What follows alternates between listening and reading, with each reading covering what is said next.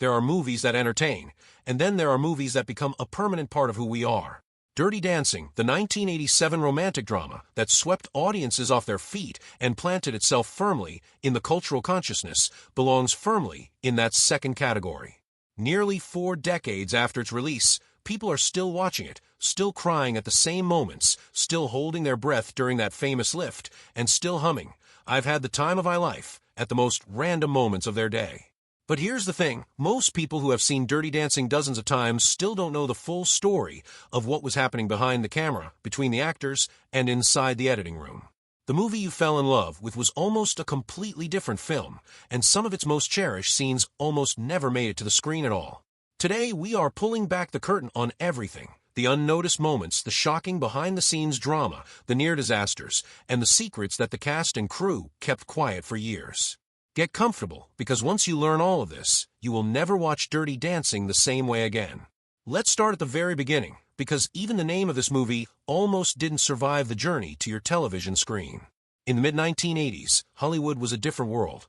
Censorship boards had real teeth, studio executives were deeply nervous about public perception, and the idea of putting anything remotely provocative in a title was treated with serious caution.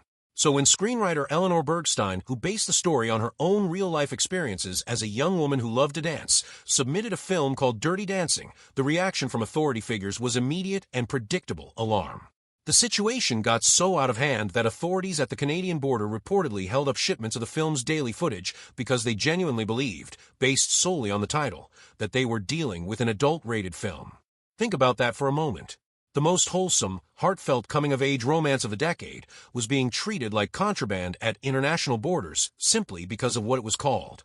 The studio, to their credit, refused to back down. They believed in the title, and they kept it, much to the frustration of at least one major star. Patrick Swayze, who would go on to become synonymous with the film, openly admitted in interviews that he despised the title.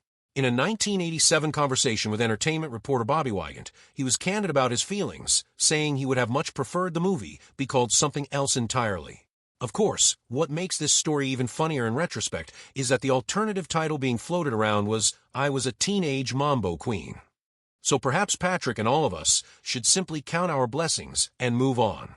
The point is that the film's identity, the thing that makes it instantly recognizable to this day, was almost stripped away before the first ticket was ever sold.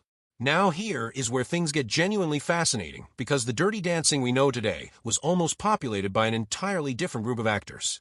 When you think of Johnny Castle, you think of Patrick Swayze. His dark intensity, his fluid movement, the way he could shift from brooding to vulnerable in a single glance, it all feels inevitable now. But it was anything but inevitable at the time. Before Patrick was confirmed in the role, the names being seriously considered included Billy Zane, Benicio del Toro, and Val Kilmer. Each of those actors would have brought something completely different to the character, and there is every reason to believe the film would not have achieved the same cultural resonance with any of them in the lead. What made Patrick such a natural fit was his extraordinary background. He had trained intensively at both the Harkness and Joffrey ballet schools, giving him a technical foundation that most actors simply could not match. But technical skill alone was not enough to secure the role. In a remarkable twist, Billy Zane was reportedly confirmed for the part when filming was about to begin. He was the plan. He was Johnny Castle. Until, that is, producers noticed something troubling. There was simply no chemistry between him and Jennifer Grey. The spark that the entire film depended on was absent, and without it, the movie would have been hollow at its core. Zane was let go, and Patrick stepped in, his ballet training and natural charisma ultimately winning the day. The situation on the other side of the central romance was equally dramatic. Before Jennifer Grey was cast as Baby Houseman, the role was being pursued by actresses including Sarah Jessica Parker and Winona Ryder. Both were serious contenders. Both could have brought their own compelling interpretation to the character. But Jennifer had something that proved impossible to replicate or manufacture, a quality of genuine emotional vulnerability that was not entirely separate from who she actually was as a person. She was paid $50,000 for a film that would go on to gross more than $200 million worldwide, which tells you something about how little faith anyone had in the project at that stage.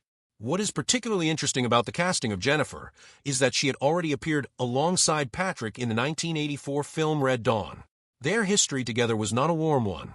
Reports from that earlier production suggest that tensions between them had been significant enough that producers were hesitant to pair them again. And yet, when they were brought together for their chemistry test ahead of Dirty Dancing, something completely unexpected happened. They were electric together. The friction, the contrast, the push and pull between their personalities did not kill their on-screen connection. It created it. This might be the most surprising part of the entire story. Some of the moments that audiences have rewatched hundreds of times, the scenes that people specifically cite when they talk about why Dirty Dancing is so special, were never written. They were never planned. They happened by accident, and they almost didn't make it into the film at all. Consider the rehearsal montage, one of the most beloved sequences in the entire movie. Johnny is trying to teach Baby the mambo, and he trails his fingers slowly down her arm. Baby, or more accurately Jennifer, dissolves into uncontrollable laughter. Johnny, or more accurately Patrick, becomes visibly, genuinely irritated. The scene is absolutely charming, and it works because it feels completely real. That is, because it was completely real. Jennifer Grey is in fact ticklish, and when Patrick's fingers moved down her arm, her laughter was entirely authentic and entirely unplanned. More surprisingly still, Patrick's annoyance was also genuine. He was trying to film a scene, she kept laughing, and he was legitimately frustrated by it. The cameras caught all of it, the helpless giggles, the mounting irritation, the wonderfully human messiness of two people trying to work together and not quite managing it. Producer Linda Gottlieb later recalled that no one even remembered this footage existed because they eventually filmed the scene the proper way, without the laughter.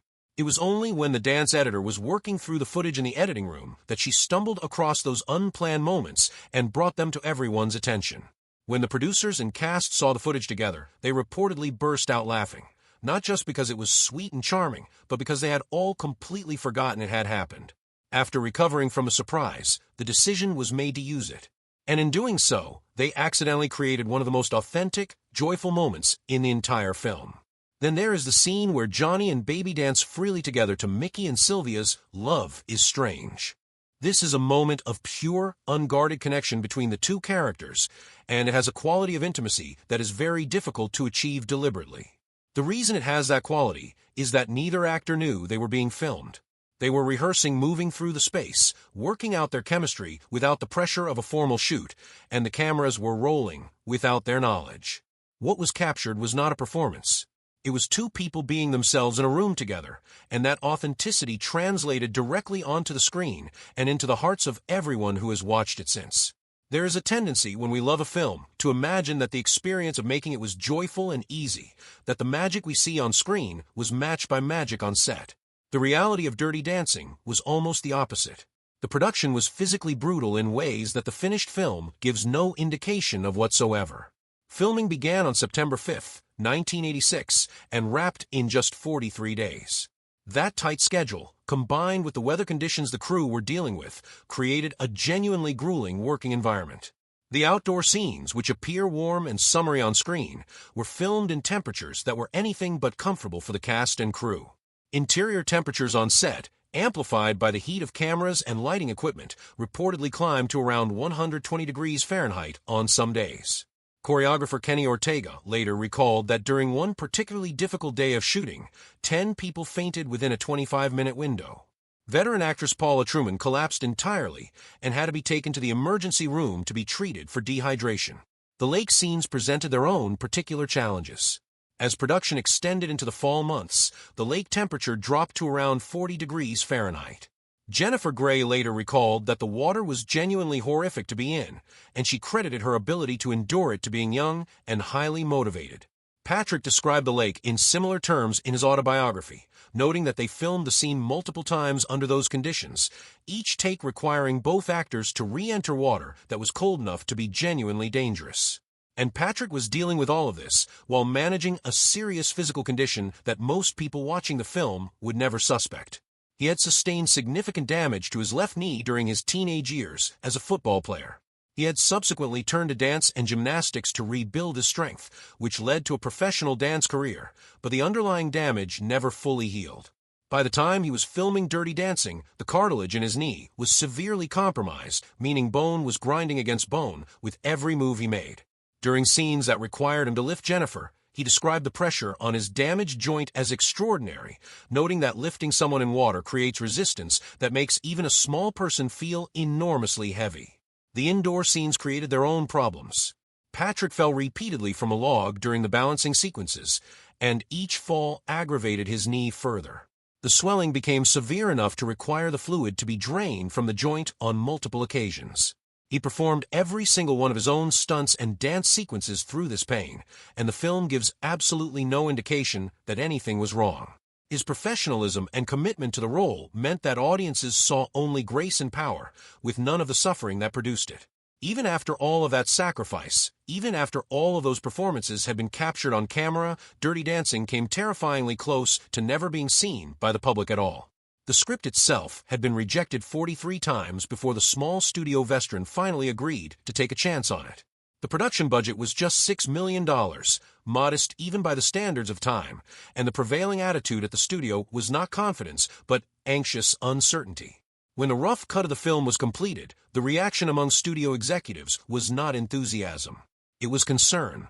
A test screening revealed that an astonishing 39% of audience members failed to recognize that abortion was a central plot element in the film, a subplot that the filmmakers considered absolutely essential to the story's integrity. The film was shown to producer Aaron Russo in May of 1987, and his reaction was so negative that he reportedly suggested they should destroy the negative and claim the insurance money. This was not a joke. It was a genuine assessment from a seasoned industry professional who saw no future for the film. The marketing battles were just as dispiriting. A promotional deal with the skincare brand Clearasil collapsed entirely when the company objected